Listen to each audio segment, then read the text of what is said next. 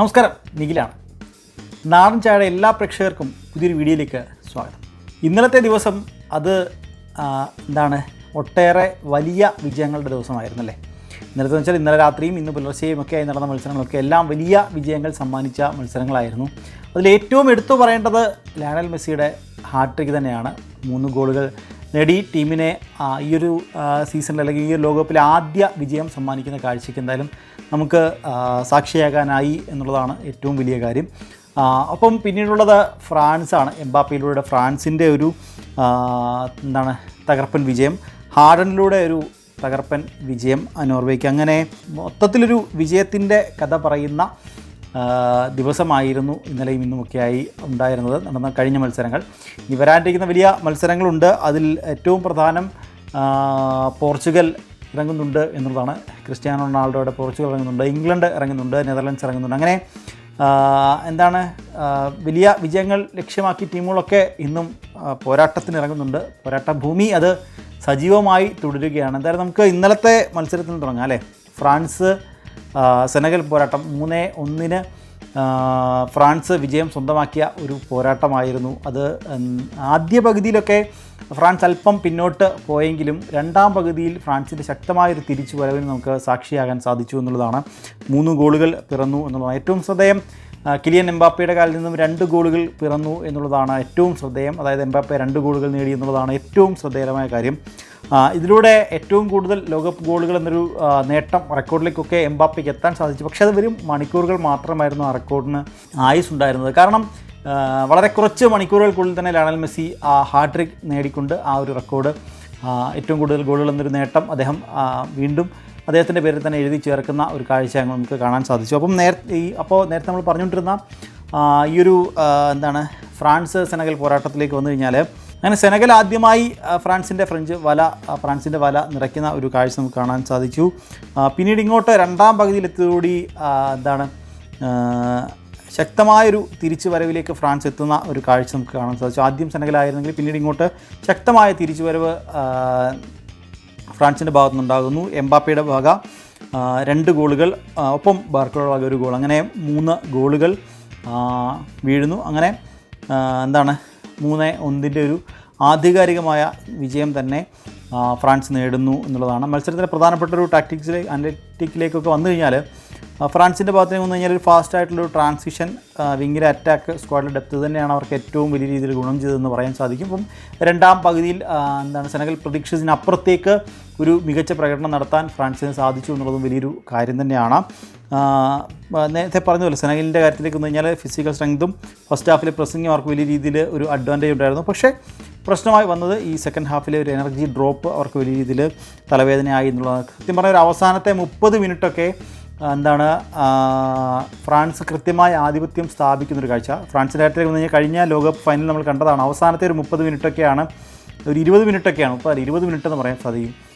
France കൃത്യമായി അർജൻറ്റീനയ്ക്ക് മേൽ ആധിപത്യം സ്ഥാപിക്കുന്നൊരു മത്സരം നമുക്ക് കഴിഞ്ഞ ഫൈനൽസ് കാണാൻ സാധിച്ചു. അപ്പോൾ അതുപോലെ തന്നെ ഒരു മത്സരം അവസാനത്തെ ഒരു 30 മിനിറ്റിൽ തുടരെ ആക്രമണങ്ങൾ നടത്തുന്ന ഒരു ഫ്രാൻസിനെ എന്തായാലും നമുക്ക് കാണാൻ സാധിച്ചു. എംബാപ്പെ 2 ഗോളുകൾ നേടുന്നൊരു കാഴ്ച നമുക്ക് കാണാൻ സാധിച്ചു എന്നുള്ളതാണ്. ഇന്നലത്തെ രണ്ടാമത്തെ മത്സരത്തിലേക്ക് വന്നു കഴിഞ്ഞാൽ നോർവേയും ഇറാഖും തമ്മിലായിരുന്നു. 4-1 നോർവേ വിജയിച്ച ഒരു മത്സരം. ഹാളണ്ടിൻ്റെ ഒരു തകർപ്പൻ പ്രകടനത്തിലൂടെ നോർവേ വിജയം സ്വന്തമാക്കിയ ഒരു മത്സരം എന്ന് പറയാൻ സാധിക്കും. മത്സരത്തിൻ്റെ 12-ാം മിനിറ്റിൽ ഹാളണ്ട് ആദ്യ ഗോൾ നേടിക്കൊണ്ട് ഇറാഖിനെ വല ചലിപ്പിക്കുന്നു.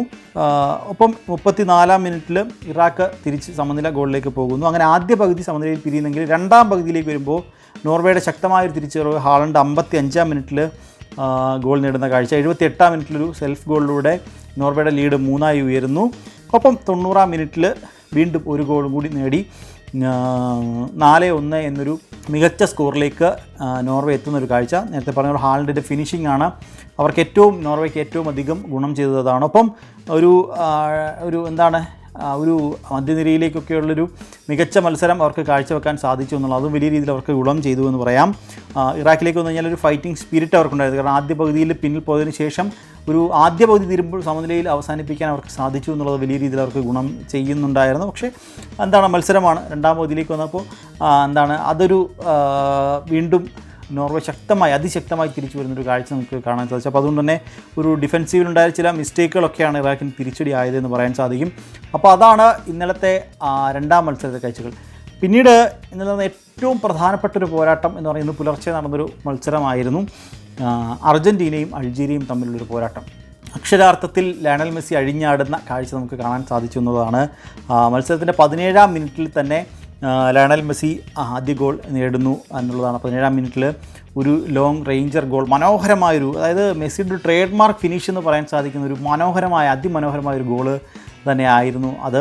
അതിലൂടെ അർജൻറ്റീന ഒരു ഗോളിന് ലീഡ് നേടുന്നു. അങ്ങനെ ആദ്യ പകുതി ഒരു ഗോളിൻ്റെ ലീഡിൽ അർജൻറ്റീന അവസാനിപ്പിക്കുന്നു. രണ്ടാം പകുതി തുടക്കത്തിൽ 60-ാം മിനിറ്റിൽ മെസ്സി വീണ്ടും ഒരു ഗോൾ നേടുന്നു. ഒരു കൃത്യമായൊരു പൊസിഷനിങ് ഒപ്പം ഒരു ഫിനിഷിങ് രണ്ടും കൂടി ചേർന്ന് ഒരു ടീം ഗോൾ എന്ന് പറയാൻ സാധിക്കും. കൃത്യമായി മെസ്സി എത്തുന്നു, ഫിനിഷ് ചെയ്യുന്നു എന്നുള്ളതാണ്. അതൊരു വളരെ മനോഹരമായൊരു ഗോൾ തന്നെയായിരുന്നു അത്.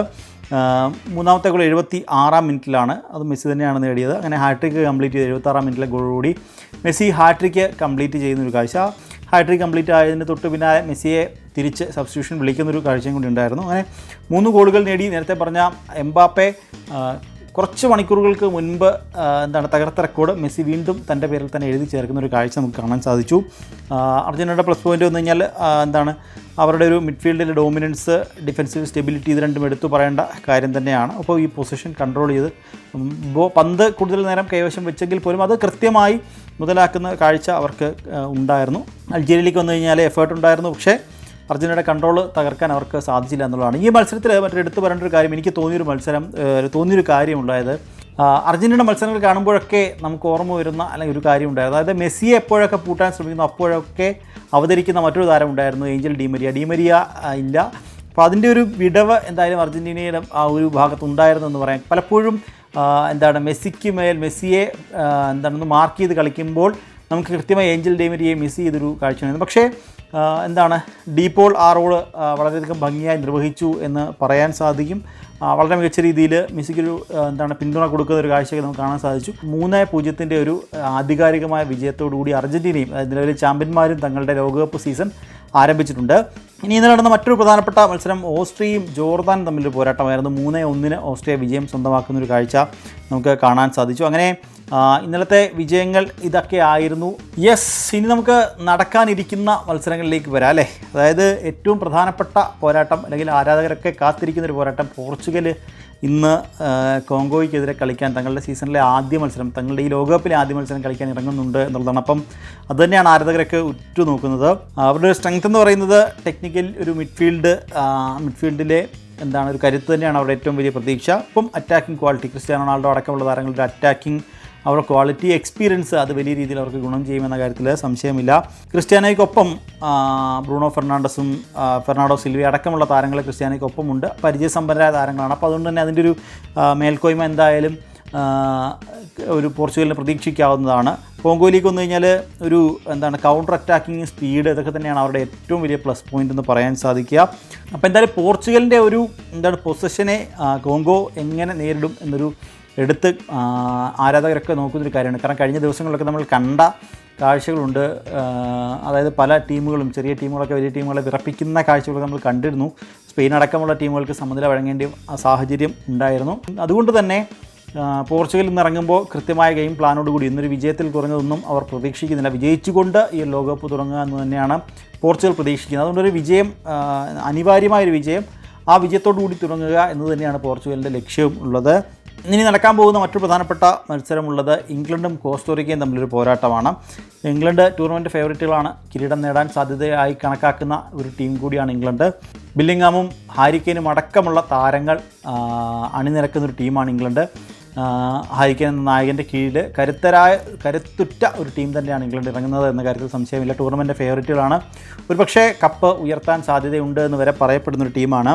മിഡ്ഫീൽഡിലെ കൺട്രോൾ തന്നെയാണ് ടീമിൻ്റെ ഏറ്റവും വലിയ ശക്തി എന്ന് പറയുന്നത്. അപ്പം ഒരു ഹൈ പ്രസ്സിങ് ഗെയിം കളിക്കാൻ അവർക്ക് കഴിയുന്നുണ്ട്. ഒപ്പം ഫിനിഷിങ് ഇപ്പോൾ ഹാരി കെയ്ൻ ആയാലും അല്ലെങ്കിൽ ബെല്ലിംഗാം ആയാലും ഇവരെ ഇതുപോലെ പരിചയസമ്പന്നരായ താരങ്ങളൊക്കെ ഉള്ളത് കൊണ്ട് തന്നെ ഒരു ഫിനിഷിങ് കൃത്യമായി ഉണ്ടാവാൻ അതിൽ ഒരു എക്സ്പീരിയൻസ് ഉള്ളതുകൊണ്ട് അത് വലിയൊരു അഡ്വാൻറ്റേജ് തന്നെയാണ്. കോസ്റ്ററിക്കയിലേക്ക് വന്നു കഴിഞ്ഞാൽ ഡിഫെൻസീവിലെ ഒരു ഓർഗനൈസേഷൻ, ഒപ്പം കൗണ്ടർ അറ്റാക്ക്, ഇത് രണ്ടുമാണ് അവരുടെ ഏറ്റവും വലിയൊരു പ്ലസ് പോയിൻ്റ് എന്ന് പറയാൻ സാധിക്കും.